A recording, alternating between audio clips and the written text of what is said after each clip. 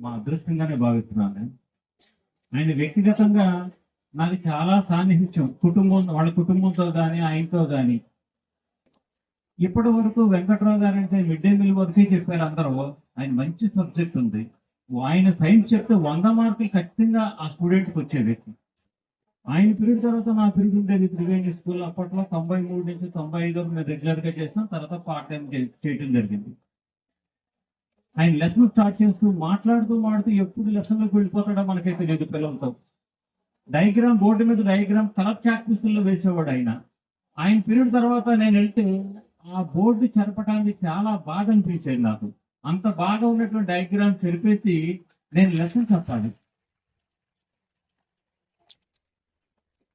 చాలా సందర్భాల్లో ఆయన రిక్వెస్ట్ చేసింది ఏంటంటే, బోర్డుకు ఒక పక్కన వేసుకోండి అంటే ఒక పక్క బోర్డుకు వేసి రెండో పక్క దానికి సంబంధించిన మ్యాటర్ అంతా రాసేవాడు ఆయన. అది చదువుకుంటే పూర్తి నోట్స్ దాని మీద ఉండేది. అటువంటి బోర్డు చెరిపి నేను లెసన్ చెప్పాల్సినటువంటి ఆ రోజులు ఇక తప్పని పరిస్థితుల్లో చేస్తుండేవాడు.